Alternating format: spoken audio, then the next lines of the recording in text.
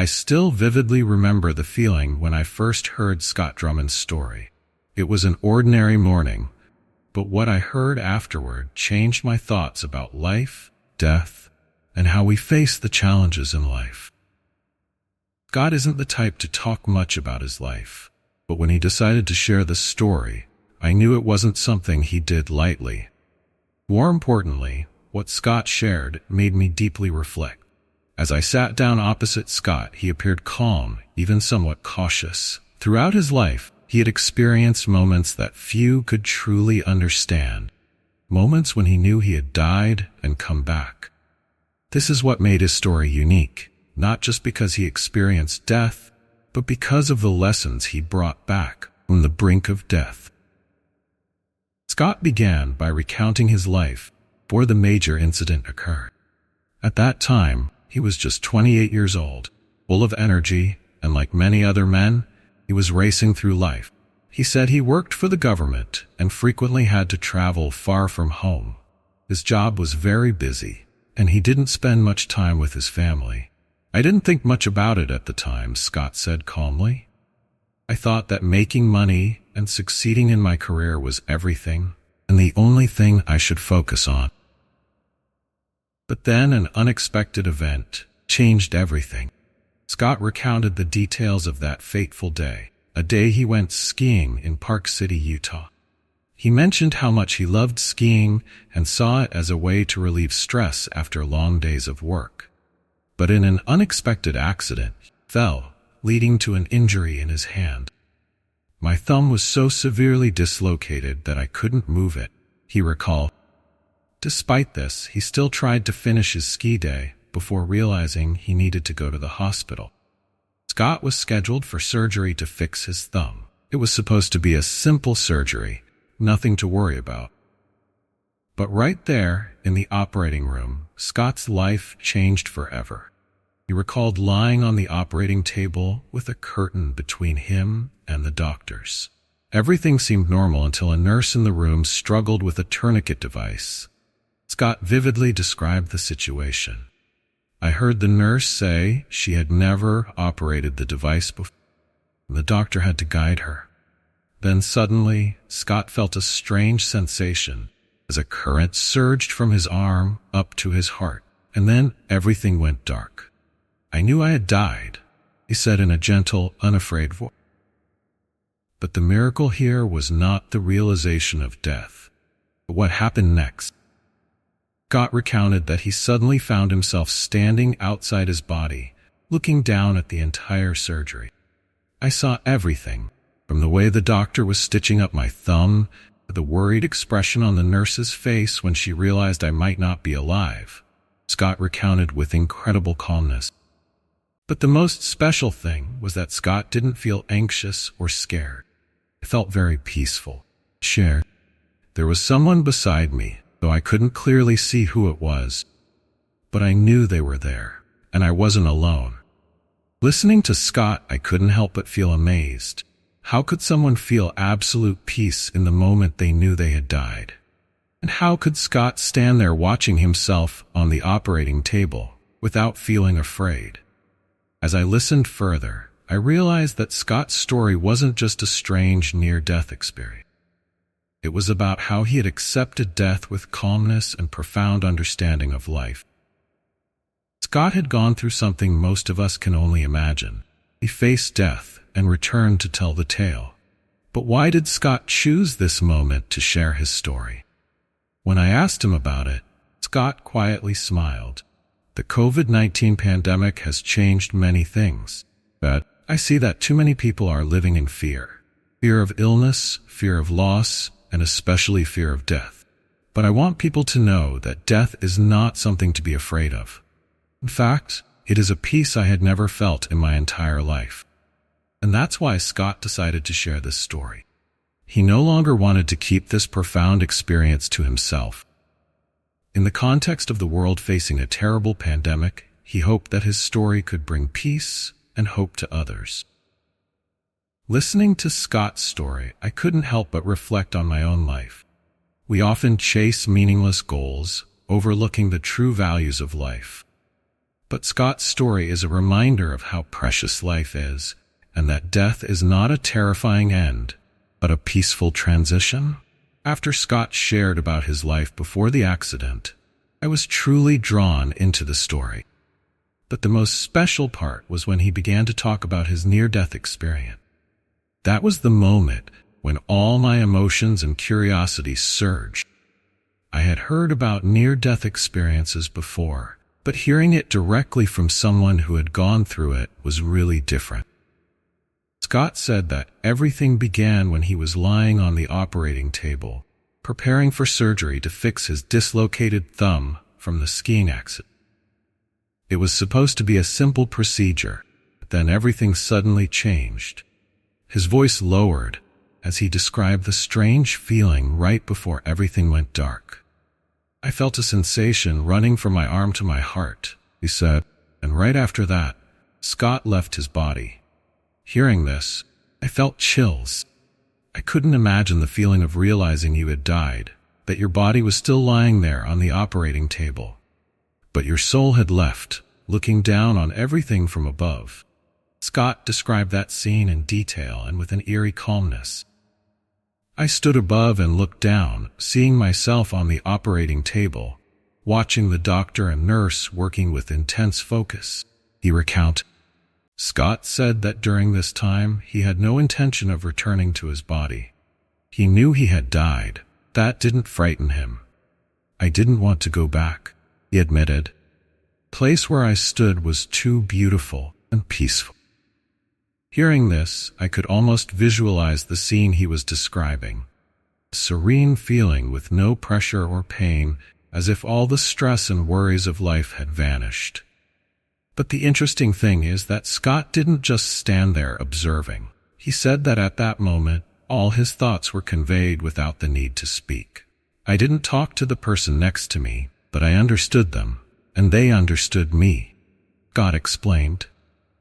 This made me think that perhaps souls can communicate in ways we can't imagine when we're alive. Scott experienced a form of thought communication, silent, full, and profound. The most miraculous part of Scott's story is how he described his feelings when standing outside his body. It wasn't fear, but an indescribable serenity. He said that feeling was very special, a sense of peace that he had never experienced in his life. I felt as if I were in a safe place, sheltered and protected, he said. I don't know who that person was, but I knew I wasn't alone. Hearing Scott's words, I felt that his near-death experience was not just about leaving the body, but also about entering another space where time and space no longer had meaning. Scott said that he couldn't tell how long he had stood there because, in that moment, time seemed to stop. I don't know how much time passed, but it didn't matter. Everything felt so natural, as if I belonged there, Scott said. But after all that, Scott realized that his journey wasn't over. A message was conveyed from the invisible friend beside him. It's time to go. At that moment, Scott felt that he couldn't look back, couldn't turn around. I wasn't allowed to look back, and I knew I shouldn't. This was perhaps one of the most special moments in his story, where he understood that he needed to keep moving forward, not look back at the past. Hearing Scott talk about this, I sensed a powerful message, that life is a forward journey, with no place for regret or looking back. Sometimes we need to accept that some things cannot be changed, and we can only move forward. Scott continued to talk about being led to a miraculous scene, a lush green field with wildflowers and tall trees. That place was beautiful, with vibrant colors I had never seen on Earth, he said with awe. Listening to this story, I could imagine the peaceful scene Scott was describing as if he had stepped into another world where everything was perfect and serene. But perhaps the most impressive thing was how Scott described the peace he didn't want to leave that place, he said. I no longer feared death because I knew that death was not an end. It was a transition to another state where all worries and pain disappeared. Hearing this, I realized that Scott's near-death experience was not just about leaving the body, but also about a profound awareness of death and life. For Scott, death was no longer something to fear. It became a natural part of life's journey, and this completely changed how he viewed life after. When Scott began talking about the strange scene he saw during his near-death experience, I could sense the contemplation in his voice. This was a story not just about death, but also about life, the decisions, and the values that each person often overlooks in this short journey. Scott spoke with calm confidence, as if everything he shared had become very familiar to him, even though they were strange images that few have experienced. He started by describing the place he was led to after leaving the operating room. I remember standing in a vast field with wildflowers up to my waist and towering trees with foliage only at the top, Scott said. Hearing this, I could visualize the scene like a colorful, peaceful painting. He spoke of vibrant and radiant colors that could not be compared to anything he had ever seen on Earth. Everything there was so vivid, the colors seemed to shine. I can't describe its beauty, he shared. At this moment, I felt that Scott was not just describing a beautiful scene, but a space containing a deeper meaning. He was no longer standing in the reality we know, but had stepped into another world, a world where he felt absolute serenity and peace. Hearing this, I couldn't help but wonder if it was the heaven people often talk about. But for Scott, didn't need to name that place. He just knew that he had stepped into a place where all worries and stress had disappeared. I felt like I could see very far, from left to right, but I wasn't allowed to look back, Scott said seriously. That statement made me feel as if there was some kind of sacred prohibition, that looking back at the past was something that shouldn't be done. I knew I couldn't turn back, and the only thing I could do, keep looking forward. This made me think deeply. Perhaps this was one of the biggest lessons Scott received from his experience, that we cannot live forever in the past. Past is only a part of our lives, but if we keep looking back, we will not be able to move forward. This is truly a powerful message, and hearing Scott say this made me feel as if I, too, was being reminded of it. But the scene didn't just stop at the serenity of the flower field. Scott said that as he stood there, something else strange happened. A series of images from his life began to appear before his eyes. I couldn't stop myself from watching my life from the very first day to when I was 28, he recounted. Every moment, every decision, every mistake, and every joy appeared clearly. I saw everything I had done, good, bad, nothing was hidden. Hearing this, I couldn't help but feel emotional. Scott said that no one was standing there judging him. There were no words of blame, but he had to face himself. No one told me I was wrong or right. It was just me facing what I had done, he shared. It was a raw but powerful truth, that we are the ones who judge our own lives, that we know best what we have done and need to do. This made me think about my own life. How can we live without regrets? Scott didn't say he felt guilty, but he realized that he had missed many important things. I realized that I hadn't spent enough time with my family, he confessed.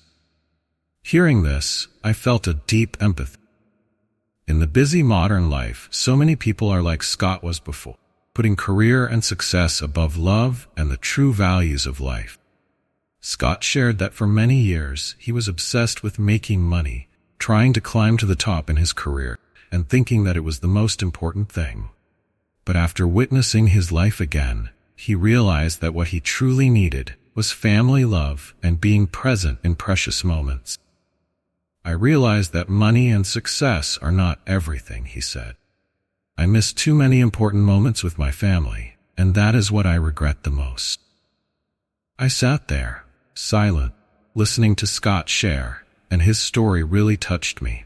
How can we know what is most important in life when we are still living in the unceasing whirlwind of life?